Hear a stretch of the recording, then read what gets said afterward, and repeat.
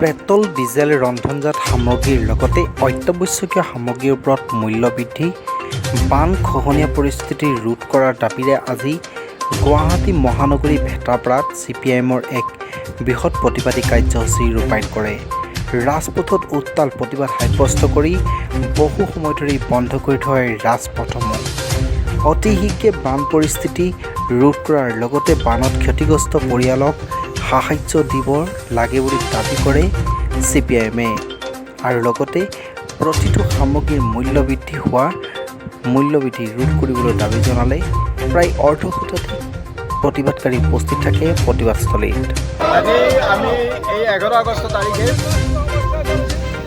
ভয়াৱহ মূল্য বৃদ্ধিৰ বিৰুদ্ধে গুৱাহাটী মহানগৰত খোৱা পানী যোগানৰ আজিলৈকে ব্যৱস্থা কিয় নহ'ল এই সম্পৰ্কত আমি আজি এটা বিক্ষোভ প্ৰদৰ্শন কৰিছোঁ আৰু আমাৰ ৰাইজৰ প্ৰায় 3000 ৰাইজৰ চহী সংগ্ৰহ কৰি আমি আমাৰ মাননীয় মুখ্যমন্ত্ৰীলৈ স্মাৰক পত্ৰ এই চক্ৰবিষয়ৰ জৰিয়তে পঠাবৰ কাৰণে আমি ইয়াতে আহিছোঁ।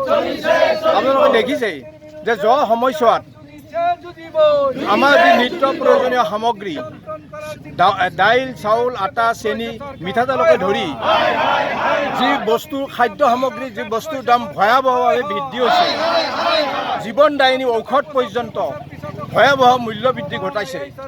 ইয়াৰ ওপৰত এই যে আমাৰ খাদ্য সামগ্ৰী, এই খাদ্য সামগ্ৰীৰ ওপৰত চৰকাৰে GST জাপি দি আৰু বেছি ভয়াৱহৰ সৃষ্টি কৰিছে। আমাৰ সাধাৰণ জনতাৰ আজি অভাৱ অনাটনৰ মুখামুখি হ'বলগীয়া হৈছে। সেয়ে আমি আজি এই ধৰ্ণা কাৰ্যসূচী আমি কৰিছোঁ।